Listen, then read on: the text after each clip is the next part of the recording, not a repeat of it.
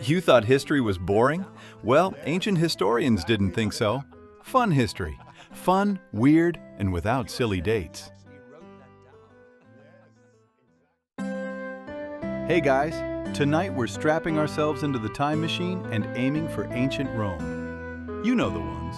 The civilization that brought you roads so straight, they'd make a German Autobahn engineer weep. Laws so enduring, they're basically the blueprints for Western civilization. And aqueducts that delivered water with the precision of a modern-day Amazon Prime subscription. But they also gave us something else. The fine art of making your wedding night feel like a hostage situation choreographed by your screaming relatives. So, before we dive into this beautifully unhinged nightmare, do me a favor. If you genuinely enjoy this brand of historical deep dive where we laugh at dead people's traditions, hit that like button and subscribe. And for crying out loud, drop a comment. Tell me where you're watching from and what time it is. Is it 2 p.m. and you're avoiding work? Is it 3 a.m. and you've made questionable life choices? I want to know who's joining our little corner of the internet where we roast ancient civilizations. Now, dim the lights. Maybe turn on a fan for that soft ASMR-like background hum. Get a drink. Let's ease into this journey. But first, a disclaimer. If you're a hopeless romantic, if you believe in soulmates and love at first sight, you might want to click away now. Because in ancient Rome, marriage wasn't a love story. It wasn't a Nora Ephron movie. It wasn't even a bad rom-com on Netflix. It was a transaction. A hostile corporate merger, if you will, but with more wool and fewer PowerPoint presentations. Imagine the scene. Two people lock eyes across a crowded forum. Sparks fly, music swells, and then her father steps in and says, "Great, the dowry is settled. Sign here." "No, not the prenup. That's your copy of the contract. Welcome to the family." That was it. Romans looked at love the way we look at a cryptic error message on our laptop. It's confusing, it's unreliable, it makes you want to throw the whole machine out the window, and it almost certainly leads to bad decisions. Like poetry. Or, civil wars. Love made people impulsive. Love made people stupid. Love made people forget that they had a perfectly good ancestral lineage to uphold. None of these were desirable outcomes for a society that prided itself on order, discipline, and running water. So, what did Romans trust? They trusted contracts. They trusted traditions. They trusted their ancestors, who had been doing the exact same thing for centuries and were, let's be clear, absolutely not open to feedback. You couldn't march up to your great-great-grandfather's shrine and say, "Hey, I've got some notes on the wedding ritual." The ancestors would haunt you so hard your toga would catch fire. Marriage existed for one reason and one reason only: to connect families. It was about securing property, consolidating power, and producing legitimate heirs so that inheritance disputes didn't escalate into murder. Or worse, lawsuits. Lawyers in Rome charged by the hour, metaphorically speaking, because timekeeping was still a mess. But you get the point. It was expensive and annoying. Emotional fulfillment? That ranked somewhere below owning a decently dyed toga on the priority list. If affection happened later, wonderful. If not, well, that's what mistresses and, let's be honest, gladiators were for. It was an efficient system. It was morally questionable. It was very, very Roman. And this is precisely why the wedding night mattered so much. Not because it was romantic, but because it was evidence. Evidence that the bride had officially left one household and entered another. Evidence that the contract was now painfully, undeniably real. Evidence that future children wouldn't require awkward explanations about who their daddy was. Romans hated ambiguity. They hated uncertainty. They especially hated situations where some distant cousin could show up years later and say, "Well, actually, the marriage was never fully completed, so that throne, yeah, it's mine now." That kind of sentence caused chaos. inheritance problems, and family feuds that lasted generations. So the wedding night was designed to be loud, public, and witnessed by everyone, including the household gods and that one uncle who just wouldn't leave. Romance didn't enter the room. Tradition did, loudly, and sat down on the bed without asking. So, we've established that Roman marriage was a business deal. But like any good business deal, it required a bit of theater. And in ancient Rome, the bride was the lead actress, and she was gunning for an Oscar. One of the strangest, most baffling rules of an ancient Roman wedding was that the bride was legally and socially obligated to act as though the entire situation was happening against her will. We're not talking about a little bit of nervous fidgeting. We're talking about a full-blown, method-acting performance of despair. Even if she liked the groom, even if she was secretly thrilled, even if she had been planning this wedding since she was old enough to braid her first doll's hair, none of that mattered. On the wedding night, enthusiasm was suspicious. A smile? Scandalous. A happy dance? You might as well have been setting fire to the Temple of Vesta. Resistance was tradition. It was the expected social norm. Roman society genuinely believed that a respectable bride did not eagerly leave her family home. Doing so would suggest she had something unseemly, something almost radical, personal desire. And in a world where women were expected to be seen and not heard, desire was dangerous. It implied that she had thoughts, feelings, and, heaven forbid, agency. So, what was the correct behavior? The bride was expected to cry, to wail, to protest loudly and cling to her mother as if she were being dragged away by a pack of feral wolves rather than gently escorted by relatives she had known since birth. It was a performance of pure, unadulterated reluctance. Think less joyful newlywed and more tragic heroine being forcibly evicted from her childhood home by a cruel landlord. She was supposed to beat her breast, tear her hair, just a little, not too much, that would be messy, and generally make a scene that would put a modern reality TV star to shame. This was not optional. A bride who walked calmly toward her new home, perhaps even with a slight smile, risked being judged as shameless. A bride who looked too happy would instantly become the subject of vicious gossip. Did you see how quickly she left? She must have been eager to get her hands on his silverware. The correct emotional setting was dramatic reluctance mixed with theatrical despair, and everyone knew it was an act. No one was fooled. The groom wasn't fooled. The mother wasn't fooled. The nosy neighbor with the bad teeth who came just for the free wine?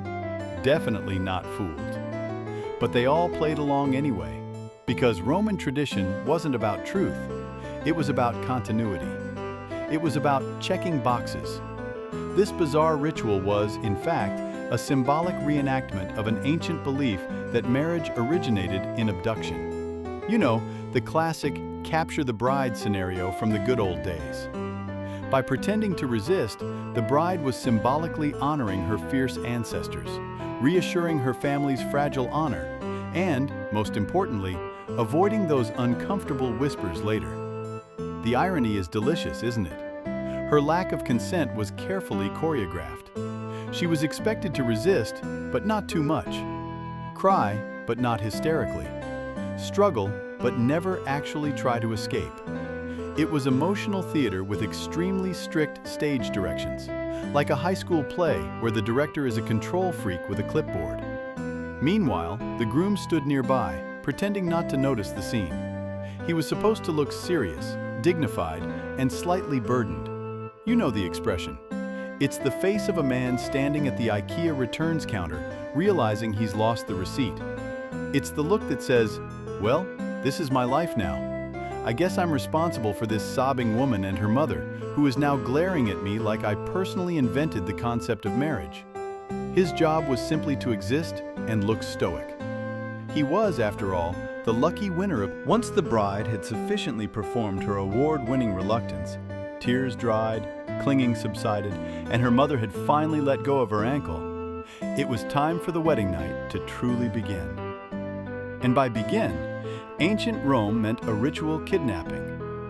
Conducted in front of friends, family, neighbors, and any random passers-by who happened to be enjoying the evening's free entertainment, the bride was physically pulled away from her mother's arms. Not violently, not cruelly, let's not get too dark here, but firmly, decisively, and with maximum dramatic flair. This was the official severing of the umbilical cord, Roman style. It was the moment she stopped being Daddy's little girl and started being her husband's legal responsibility. This was not a surprise. Everyone knew it was coming. The bride knew, the groom knew, the guests knew. And yet, the ritual required commitment. You couldn't just half-heartedly tug on her sleeve and say, honey, you want to go? No, that would look unserious. That would suggest that maybe the marriage wasn't that important. Roman tradition demanded full participation. It demanded a production. So, as the bride was symbolically torn from her childhood home, the guests cheered. Not out of cruelty, but because cheering was, you guessed it, part of the script. The louder the crowd, the more legitimate the marriage appeared. Silence suggested doubt. Doubt was dangerous.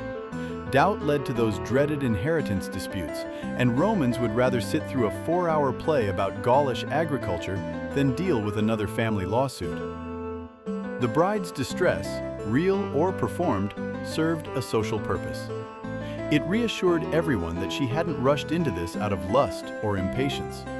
She was leaving reluctantly, as a proper, modest, respectable woman should.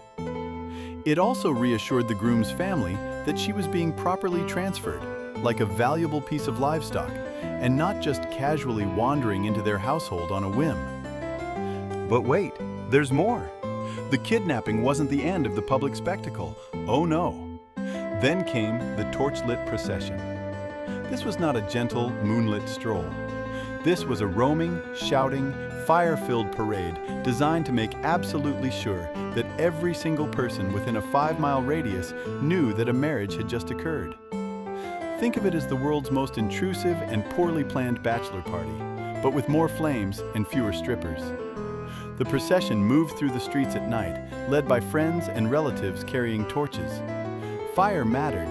It scared away evil spirits, illuminated the bride's transition, and added a dramatic flair that screamed, "Something irreversible is happening, and we have brought flaming sticks to prove it." As the group marched, the real fun began. The guests started shouting jokes, and not just any jokes. We're talking loud, obscene, gut-bustingly vulgar jokes. Jokes so crude that later Roman writers, who were generally not a shy bunch, flat out refused to record them in their histories. That tells you everything you need to know. We're talking jokes about anatomy, jokes about performance, jokes about what the groom was, or wasn't, packing. This wasn't considered poor manners, this was protection. Romans believed that laughter and vulgar language confused and repelled jealous spirits who might otherwise interfere with the couple's fertility or future marital bliss. The theory was that evil spirits are easily offended and easily confused. If you shout enough inappropriate nonsense, they'll just get uncomfortable and leave. Honestly, it's a surprisingly relatable strategy. So the bride's wedding night began with her being paraded through the city like a reluctant parade float, while her relatives yelled things that would get you banned from a modern family barbecue for life. It was chaotic, it was uncomfortable, it was mandatory. And privacy? Privacy was a foreign concept, like ice cubes or comfortable sandals. Neighbors leaned out of windows. Children followed along, giggling and learning things they absolutely should not have. Strangers joined the noise, just for the fun of it. The louder the procession, the more legitimate the marriage. Romans trusted volume more than subtlety. A quiet wedding night suggested something had gone horribly wrong. Maybe the gods disapproved. Maybe the groom had changed his mind. Best to drown out any potential doubt with a cacophony of crude jokes and torchlight. After the parade of questionable jokes and flaming torches, the wedding party finally reached its destination, the groom's house. And this is where things got really tense, because standing between the bride and her new life was the most deceptively dangerous object of the entire night, the doorway. To modern people, a doorway is just a rectangular hole in the wall. You walk through it while checking your phone and trying not to trip over the cat. To the Romans, it was a supernatural obstacle course, a liminal space, a place where bad omens lurked and evil spirits gathered, just waiting to ruin your life. Tripping over the threshold was considered disastrous, not just embarrassing, but cosmically significant. It suggested hesitation. It suggested misfortune. It suggested that the gods themselves were giving this marriage a thumbs down. In other words, it was the kind of small, clumsy accident that could be brought up in arguments for the rest of your married life. Of course we're having financial problems. Remember the doorway? And Roman logic, being what it was, did not care whether the floor was uneven, the bride was exhausted from being dragged through the streets, or her sandals were slippery. The threshold was sacred. You did not mess with the threshold. So, how did they solve this potential disaster? Simple. They didn't let the bride walk at all. The groom, in a move that has been tragically misconstrued by modern romantics everywhere, lifted her up and carried her over the threshold. This had absolutely nothing to do with romance. It was not a sweeping gesture of love and devotion. It was a practical, pragmatic maneuver designed to keep the gods calm and the neighbors satisfied. If the bride never physically touched the threshold, she could not possibly offend it. Problem solved. It also, conveniently, reinforced another core Roman belief, that the bride did not enter her new home by her own choice. She was brought in. She was transferred. She was installed like a very important, very expensive piece of furniture that also had opinions. The symbolism was about as subtle as a brick to the face. Once safely inside, the focus of the ritual shifted to the single most important object in the entire house. The bed. And I don't mean important in a romantic sense. This was not about cuddling or whispering sweet nothings. This was about legitimacy. The bed was a ceremonial zone, a sacred installation, a heavily supervised piece of household infrastructure upon which the entire future of the family, the dynasty, and quite possibly the Roman Empire depended. It was prepared in advance with the kind of paranoid care usually reserved for a military campaign. Flowers were arranged around it. Woolen bands, symbols of fertility, were tied to the bedposts. Amulets and charms were discreetly placed within reach. This was not interior decorating. This was spiritual warfare. They were defending against infertility, bad luck, and evil spirits. The bed was like a fortified bunker for baby making. Then came the moment of truth. The bride wore a special woolen belt tied in a complex knot known as the knot of Hercules. This knot was associated with strength, fertility, and masculine virtue. And here's the kicker. Only the groom was allowed to untie it. No assistance, no advice, no second chances. This act symbolized his authority as a husband and his primary role in continuing the family line. It was less of a romantic gesture and more of a ritual confirmation of responsibility. You are now the official designated knot untier and heir producer. Good luck. Untying the knot incorrectly, awkwardly, or with visible confusion would have been a catastrophe. It would have been commented on for years. It would have been seen as a bad omen, a sign of incompetence, or, worst of all, a lack of manliness. And even though, technically, the guests were supposed to be outside by now, you can bet your bottom denarius that everyone in that household had a pretty good idea of how it went. The knot represented restraint, order, and control. Its untying symbolized the official transition from maiden to wife. Once undone, the marriage moved from a symbolic concept to a painful, undeniable reality. Okay, so by now you're probably thinking, surely, after the dramatic kidnapping, the flaming parade, the doorway drama, and the sacred knot-tying ceremony, the couple finally got some privacy. And you would be wrong. So wrong. In ancient Rome, the guests did not leave. They didn't politely shake hands, wish the couple well, and head home. They gathered outside the bedroom door. They formed a human wall of noise and curiosity. They were like an emotionally invested audience that had paid for front row seats to the world's most awkward live show and fully intended to get their money's worth. Silence was suspicious. Silence suggested hesitation, and hesitation suggested bad omens. So the guests stayed. They sang, they shouted, they laughed, they knocked on the door and made encouraging or possibly threatening remarks. Sometimes they demanded noise from inside, just to confirm that the marriage was proceeding according to schedule. Think of it as a very loud, very public performance review. This was not considered rude. This was considered supportive. Roman-style support was loud, intrusive, and utterly impossible to ignore. The logic was, once again, deeply Roman. Evil spirits prefer quiet, intimate spaces where they can cause trouble unnoticed. A noisy, chaotic doorway confuses them. Laughter drives them away. So, by being incredibly annoying, the guests were actually protecting the couple. They were the first line of defense against supernatural interference. The couple inside was expected to tolerate this without complaint. Asking for privacy would have raised eyebrows. Complaining would have been worse.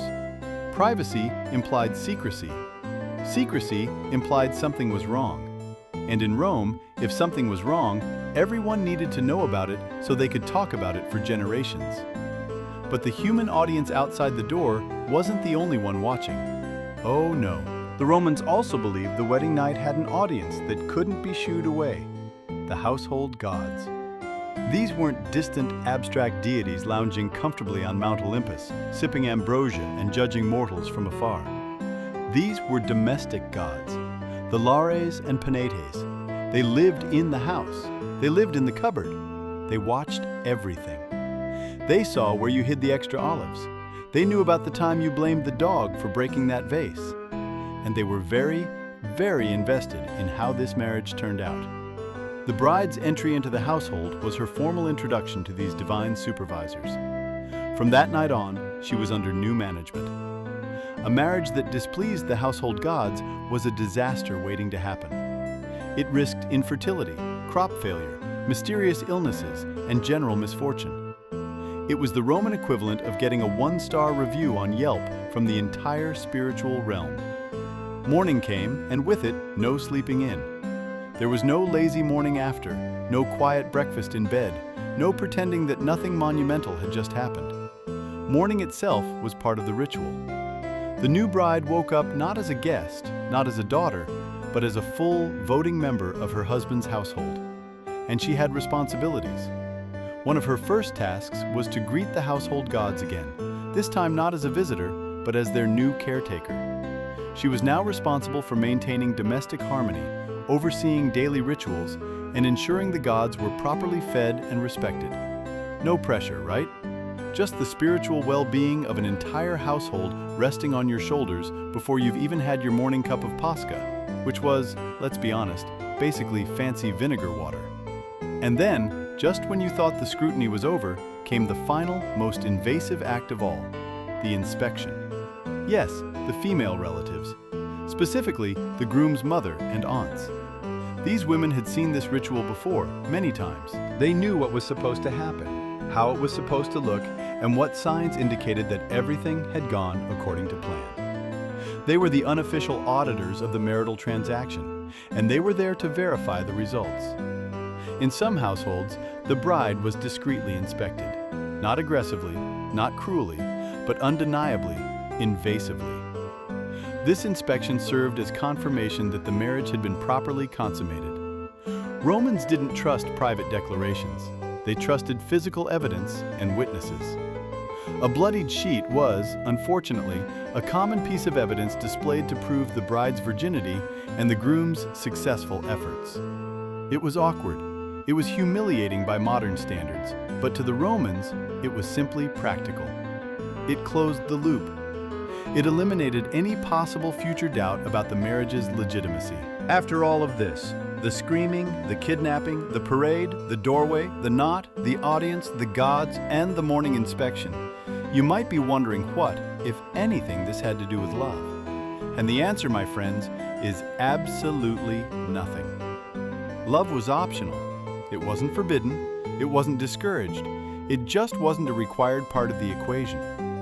In ancient Rome, marriage was not designed to satisfy emotional needs. It was designed to function. It was a cog in the great machine of Roman society. If affection happened to develop over time, if the couple grew to like each other, well, that was a pleasant side effect, a bonus, a little something extra that made the whole deal slightly more bearable. But if it didn't, if they remained polite strangers sharing a house and occasionally producing heirs, the system continued without a single hiccup. Stability mattered more than happiness. Order mattered more than chemistry. A functional marriage that produced legitimate children and kept the family property intact was a success.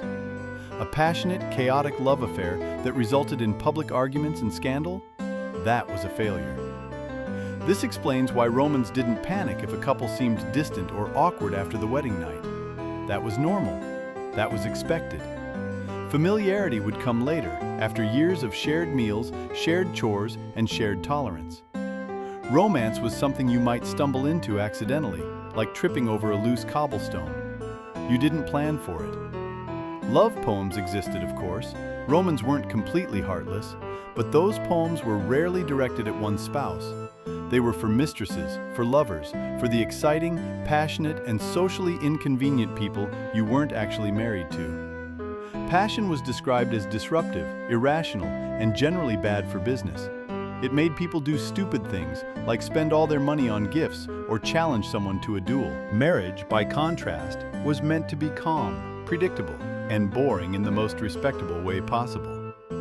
If you wanted excitement, Roman culture provided plenty of alternatives that existed very conveniently outside the marriage contract. This wasn't hypocrisy, it was compartmentalization. Marriage handled the serious stuff, lineage, legality, and property. Everything else went somewhere else. So, the wedding night was never meant to spark passion. It was never meant to be the beginning of a great love story. It was meant to establish a framework. A legal, social, and religious framework that would provide structure for the rest of their lives. Every weird, awkward, uncomfortable moment of that night served a purpose. It was all about eliminating doubt. Doubt about whether the bride had truly left her old household. Doubt about whether the marriage had been completed. Doubt about the legitimacy of any future children. Every chant, every torch, every shouted joke, every knot, every inspection. They all work together to say one thing, very clearly and very loudly. This transition has happened. It has been witnessed, and it cannot be undone. The wedding night was not about the couple's feelings.